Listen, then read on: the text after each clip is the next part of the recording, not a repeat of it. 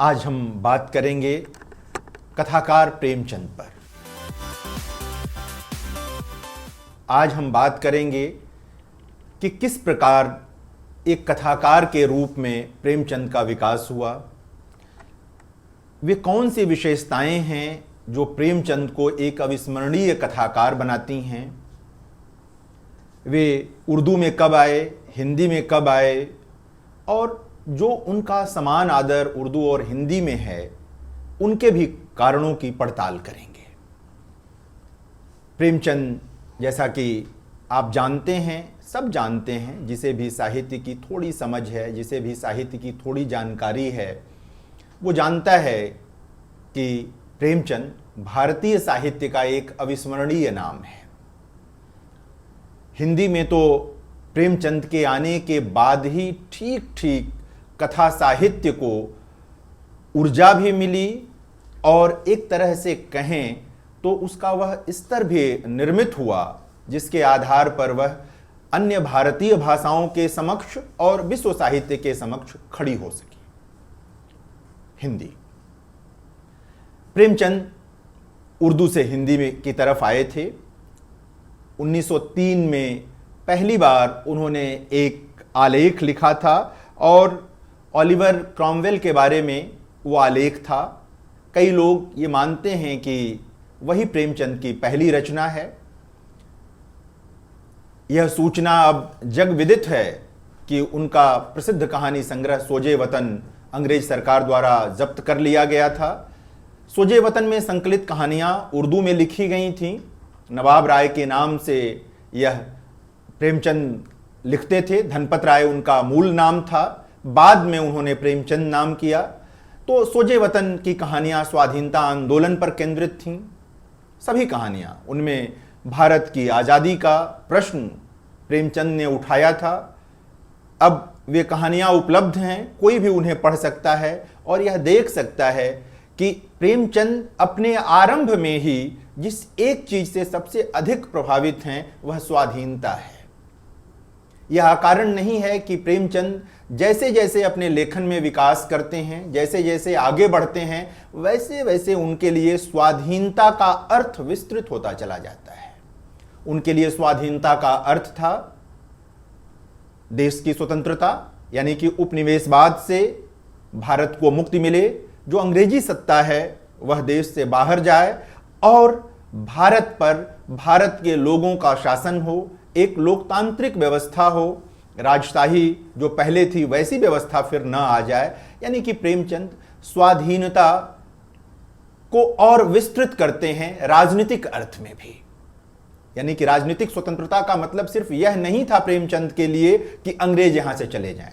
अंग्रेज जाएं, लेकिन यहां पर जो शासन हो उसमें वंचितों की भागीदारी हो, उन लोगों की भागीदारी हो जो सदियों से शोषण सहते आए हैं, स्त्रियों की भागीदारी हो, दलितों की भागीदारी हो, जो भी वंचना के शिकार लोग रहे हैं उनकी भागीदारी हो। 1947 में जब भारत आज़ाद हुआ तो धीरे धीरे हमने लोकतंत्र में वही चीज़ें हासिल की जो प्रेमचंद का सपना था। आज भी हम क्रमशः उसे हासिल कर रहे हैं। यह और बात है कि आज़ादी के बाद के दिन देखने के लिए प्रेमचंद नहीं थे। 1936 में उनका निधन हो गया था। तो क्रमशः हम बात कर रहे थे स्वाधीनता के बारे में। तो स्वाधीनता का एक आशय उपनिवेशवाद से मुक्ति है प्रेमचंद के लिए। जो दूसरा आशय है प्रेमचंद के लिए स्वाधीनता का, वह है किसानों की जमींदारों से स्वाधीनता। प्रेमचंद हिंदी के पहले लेखक हैं जो जमींदारों के अस्तित्व पर ही सवाल उठाते हैं।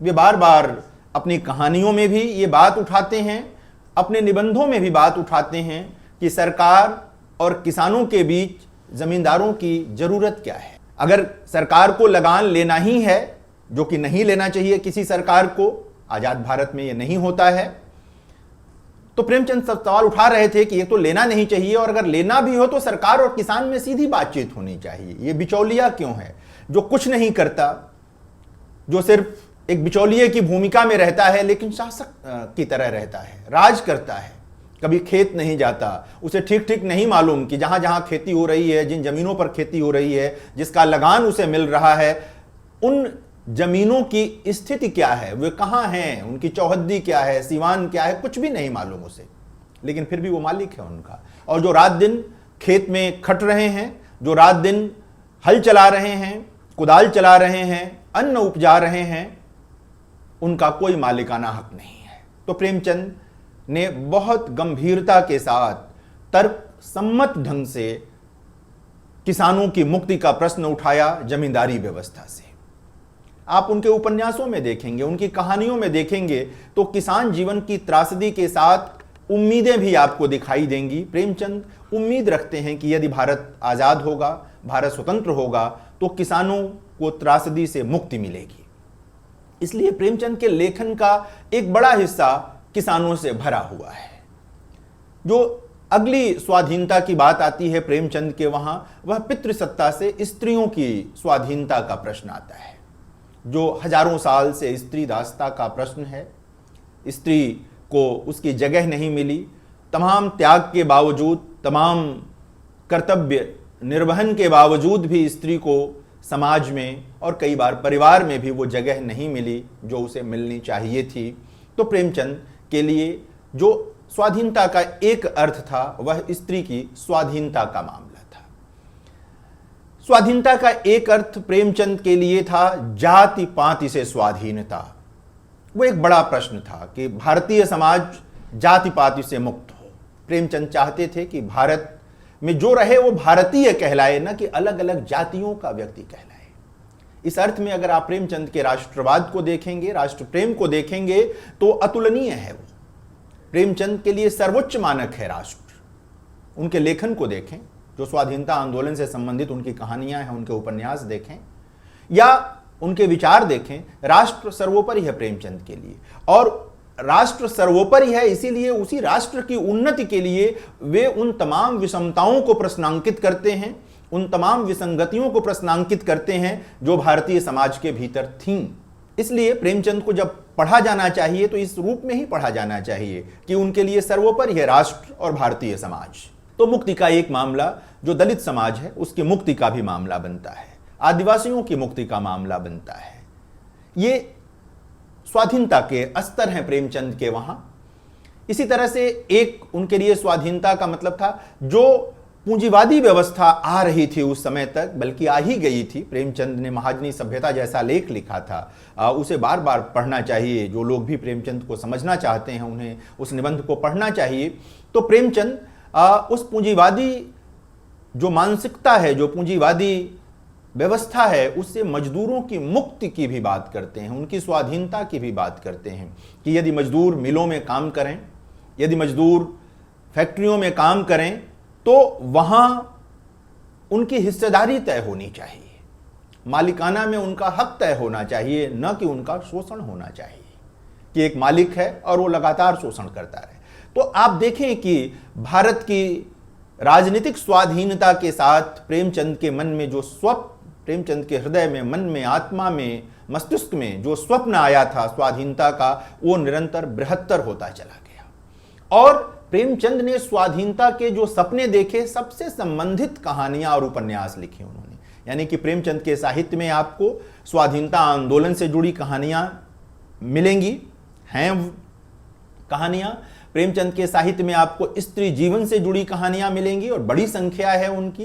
प्रेमचंद के साहित्य में दलित जीवन से जुड़ी कहानियां हैं, आप देखें, उनको भी देखें। हिंदू मुस्लिम एकता से संबंधित कहानियां भी प्रेमचंद के वहां हैं, क्योंकि वे भारतीय समाज में सामंजस्य चाहते थे। लगातार उन्होंने इस दिशा में कोशिश की और इस बात को प्रस्तावित किया कि धर्म और जाति को आगे मत कीजिए, राष्ट्र को आगे कीजिए, देश को आगे कीजिए। राष्ट्र है तो हम सब हैं। तो ये प्रेमचंद के वहां ये चीज निकल के आती है, दलित जीवन से संबंधित कहानियां, किसान जीवन से संबंधित कहानियां और किसानों के मजदूर बनने की त्रासदी की कहानियां भी प्रेमचंद के वहां आती हैं। तो ये तमाम चीजें प्रेमचंद के वहां आपको क्रमशः दिखाई देंगी और इसी क्रम में प्रेमचंद का विकास भी आपको दिखाई देगा। क्रमशः प्रेमचंद में परिपक्वता आती चली जाती है। क्रमशः जब वे स्त्रियों पर आरंभ करते हैं वहां से और जहां पर अंत तक पहुंचते हैं वो अपने उपन्यास गोदान तक या उस दौर की कहानियों तक, जो दलित जीवन से जुड़ी कहानियां हैं, स्त्री जीवन से जुड़ी कहानियां हैं, तो आप देखेंगे कि वे निरंतर परिपक्व हुए हैं, उनकी वैचारिकता सघन हुई है, और ये होना ही चाहिए। कोई भी व्यक्ति, कोई भी रचनाकार निरंतर तभी प्रगति करता है जब वो परिपक्व होता चलता है। उसकी परिपक्वता और उसकी प्रगति का गहरा संबंध होता है। ये हो नहीं सकता कि आप लगातार किताबें लिखते चले जाएं और आप में परिपक्वता न आए तब भी लोग आपको स्वीकार कर लें। तब आप कम से कम महत्वपूर्ण तो नहीं माने जाएंगे। आपकी किताबों की संख्या 40, 50, 100 हो जाएगी, लेकिन परिपक्वता का मामला नहीं बनेगा। संभव है कि कम लिखें आप, लेकिन अंतराल देकर लिखें, समझते हुए लिखें, अपनी चेतना को विकसित करते हुए लिखें, तो परिपक्वता आए। प्रेमचंद ने प्रचुर लेखन किया और निरंतर परिपक्व हुए, निरंतर वैचारिक रूप से सुदृढ़ हुए, और उसका कारण वही था जो अभी मैं आपसे बात कर रहा था कि उनके लिए स्वाधीनता बहुस्तरीय है और कई बार तो एक दूसरे से जुड़ी हुई है। यानी कि जब वो राजनीतिक स्वाधीनता की बात करते हैं तो उससे जुड़ी हुई है भारत में वंचितों की स्वाधीनता, स्त्रियों की, दलितों की स्वाधीनता उससे जुड़ी हुई है। और कितना सुखद है कि हम क्रमशः आगे बढ़े हैं और तमाम वंचित समुदायों को उनके वाजिब हक मिलने लगे हैं, पिछले वर्षों में मिले भी हैं। तो ये प्रेमचंद का एक तरह से देखें तो स्वप्न सार्थक हुआ है। प्रेमचंद जैसे स्वप्नदर्शियों का स्वप्न सार्थक हुआ है। मैं आपसे कह रहा था कि 1907 और 8 में जब सोजे वतन का मामला आता है, अंग्रेज सरकार उसे जब्त कर लेती है, फिर भी प्रेमचंद के सामने ये समस्या रहती है क्या करें, कैसे लिखें। तो उनके मित्र जो उस दौर के मशहूर रिसाला पत्र कहेंगे उसे, हिंदी में पत्रिका कहना चाहें तो पत्रिका कह सकते हैं आप, जमाना के संपादक मुंशी दया नारायण निगम कानपुर से निकालते थे उस पत्र को। तो मुंशी दया नारायण निगम की सलाह पर तब धनपत राय या नवाब राय ने अपना नाम प्रेमचंद कर लिया, और जाहिर है कि आज हम प्रेमचंद ही जानते हैं। अब तो बहुत कम लोगों को याद भी होगा कि उनका नाम धनपत राय था और उन्होंने लिखने के लिए नवाब राय नाम चुना था। अब प्रेमचंद ही हैं और उसके साथ धनपत राय और नवाब राय जैसे नाम जुड़े हुए हैं। उर्दू में लिखते रहे प्रेमचंद, लेकिन उनको बराबर ये लगता रहा कि वे जहां तक पहुंचना चाहते हैं सिर्फ उर्दू में लिखकर नहीं पहुंच सकते, तो उन्होंने हिंदी को भी चुना। और अब तक जो उपलब्ध तथ्य हैं उनके आधार पर सौत उनकी ऐसी पहली कहानी है जो हिंदी में प्रकाशित हुई दिसंबर 1915 में सरस्वती पत्रिका में प्रकाशित हुई। तो एक तरह से देखें तो 15 से आती है। कुछ लोगों ने 1910 के आसपास भी रेखांकित किया है कि वो हिंदी में लिखने लगते हैं। मोटे तौर पर आप ये मान सकते हैं कि प्रेमचंद 1910-11 के आसपास से हिंदी की तरफ आते हैं और उनका लेखन होने लगता है। जो उर्दू में वो लिखते हैं वो हिंदी में भी आने लगता है। और बाद के दिनों में तो प्रेमचंद ने मूलतः हिंदी में ही लिखना शुरू किया और फिर उसे उर्दू में करना शुरू किया। यानी कि देखिए एक बड़ा परिवर्तन है कि पहले वो उर्दू में लिखते थे, फिर हिंदी में करते थे, स्वयं उसका तर्जुमा, उसका अनुवाद स्वयं करते थे। लिप्यंतरण कहें, अनुवाद कहें, जो भी कहें आप, करते थे। बाद में हिंदी में लिखने लगे और फिर उर्दू में करते रहे। इसीलिए कुछ जो लोग प्रेमचंद के साहित्य पर काम करने वाले हैं, जिन्होंने शोध किया है, उन्होंने यह भी रेखांकित किया है कि कहीं कहीं टेक्स्ट में थोड़ा बहुत अंतर भी है कुछ कृतियों के, लेकिन वो ऐसा अंतर नहीं है जिससे मंतव्य पर कोई असर पड़ जाए, निष्कर्ष पर कोई असर पड़ जाए। कहीं कहीं कोई चीज दिखाई देती है। 297 कहानियां प्रेमचंद की अब तक उपलब्ध हैं। लगभग 300 का एक पद बताया जाता है, 297 उपलब्ध हैं। अब कई लोगों ने उन्हें संकलित और संपादित कर दिया है। आप चाहें तो 297 कहानियां प्रेमचंद की पढ़ सकते हैं। प्रेमचंद के वे उपन्यास जो आरंभ में उर्दू में लिखे गए थे, वे भी बाद में हिंदी में आ गए। बिल्कुल जो आरंभिक उपन्यास उनके वरदान जैसे जो उपन्यास थे, वे भी हिंदी में आ गए। लेकिन जिन उपन्यासों के लिए प्रेमचंद अमर हैं, रहेंगे, जब तक हिंदी साहित्य है, जब तक उपन्यास विधा है, कहानी विधा है, प्रेमचंद रहेंगे।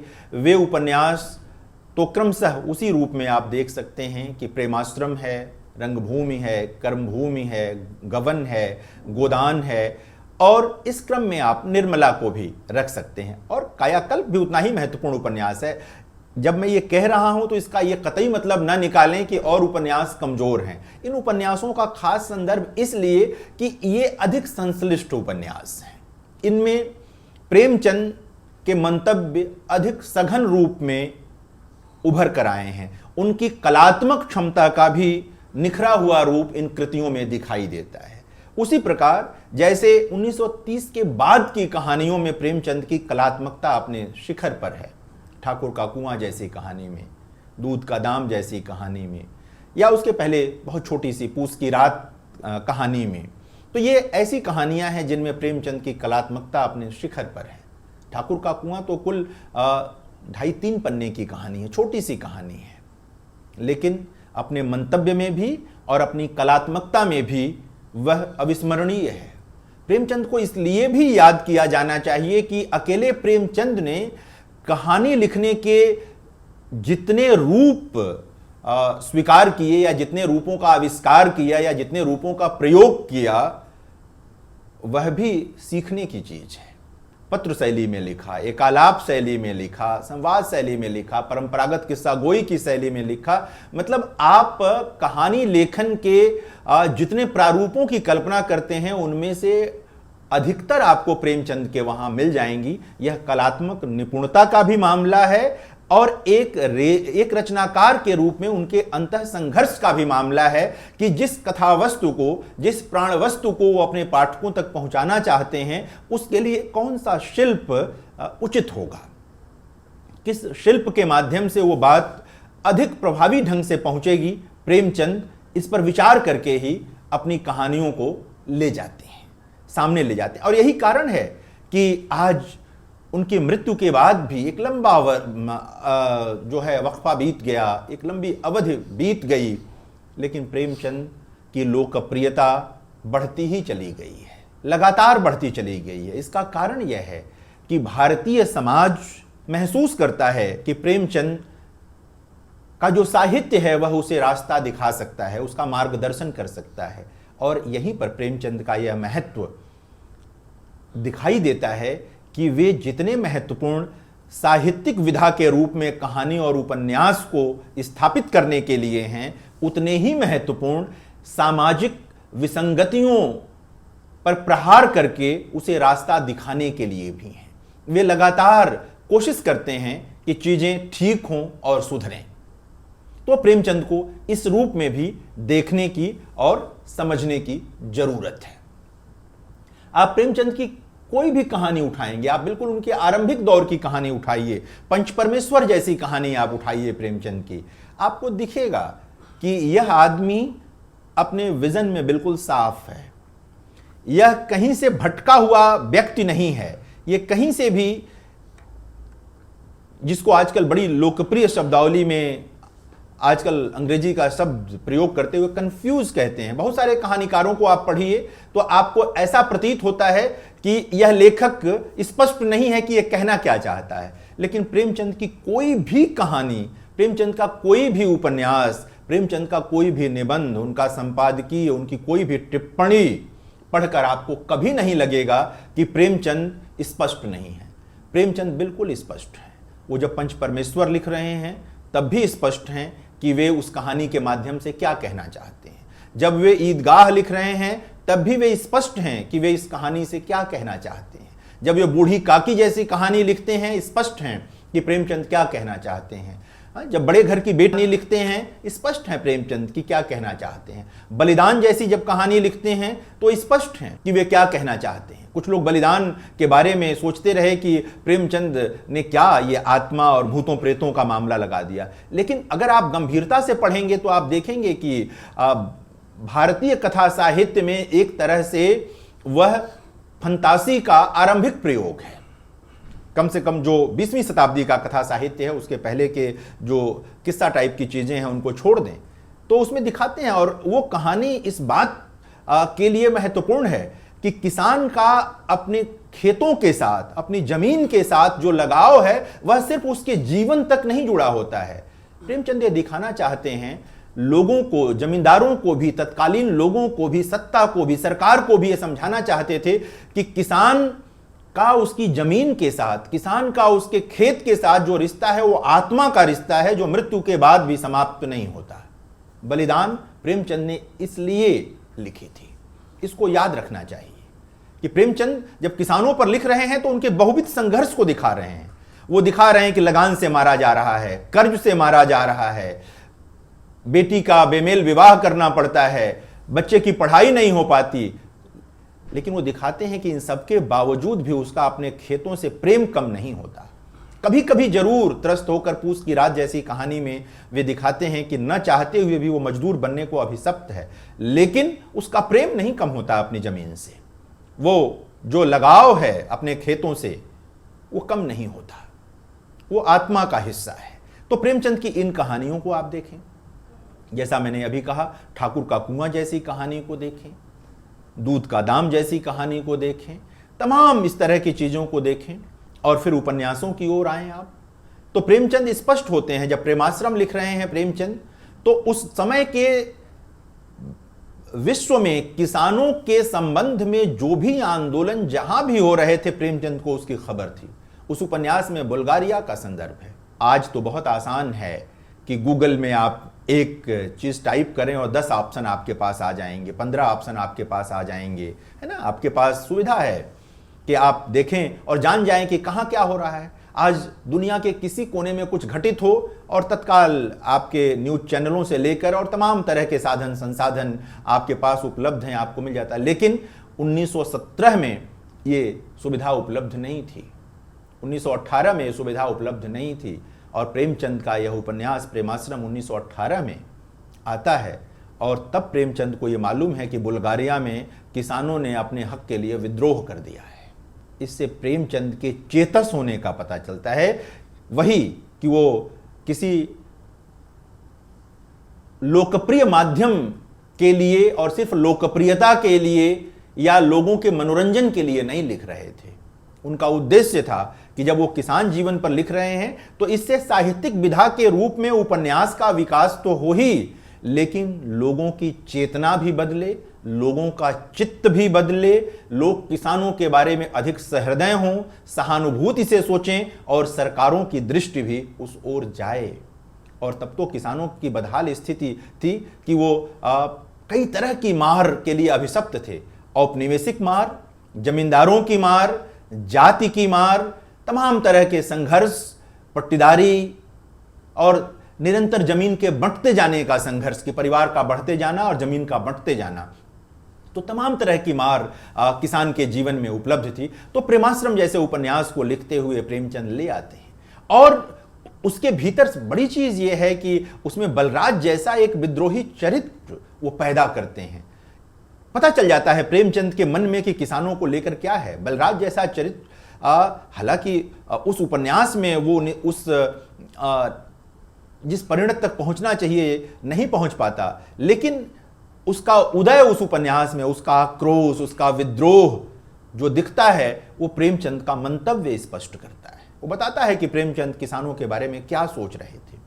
और यह कितनी बड़ी बात है कि भारत का पहला बड़ा किसान आंदोलन जो बाबा रामचंद्र के नेतृत्व में संपन्न हुआ, वह अवध का किसान आंदोलन प्रेमाश्रम के लिखे जाने के बाद हुआ।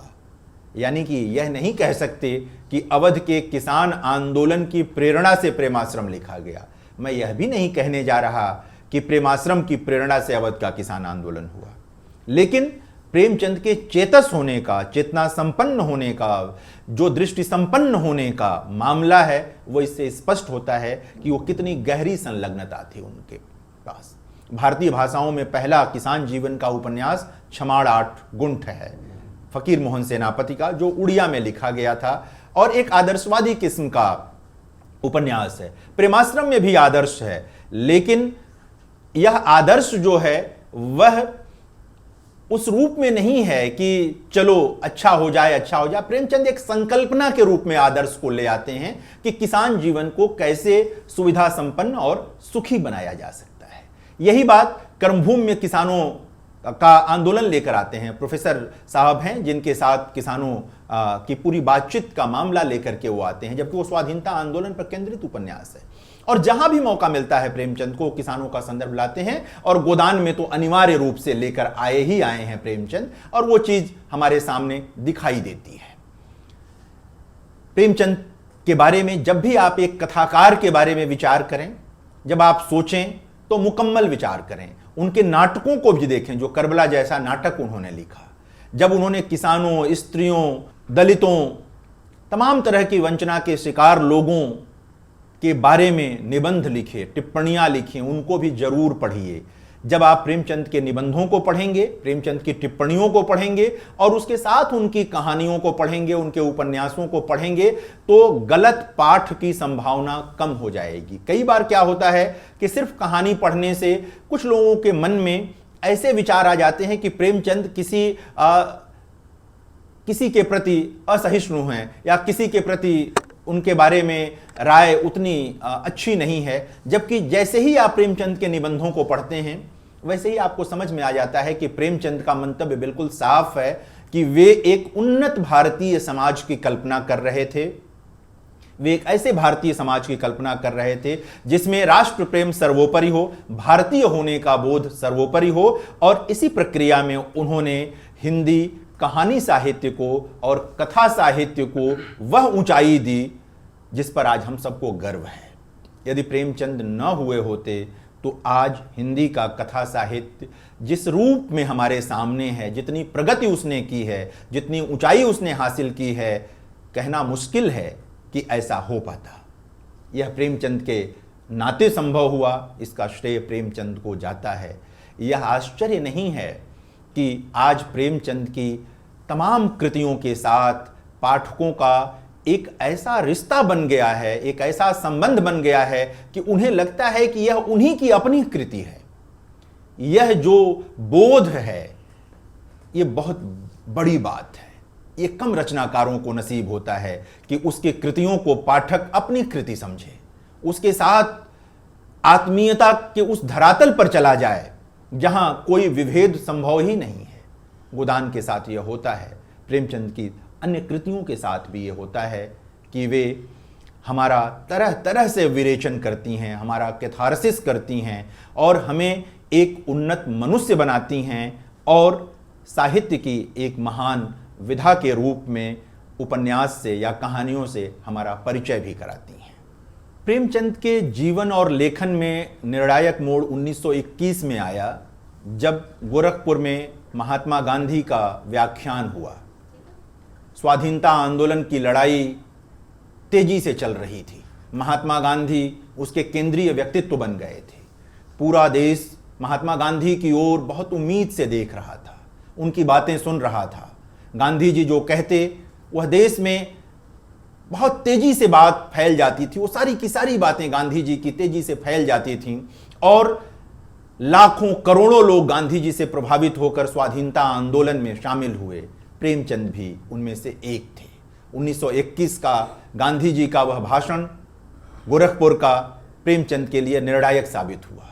वे पूरी तरह स्वाधीनता आंदोलन के लिए समर्पित हो गए। उन्होंने अपनी नौकरी छोड़ दी।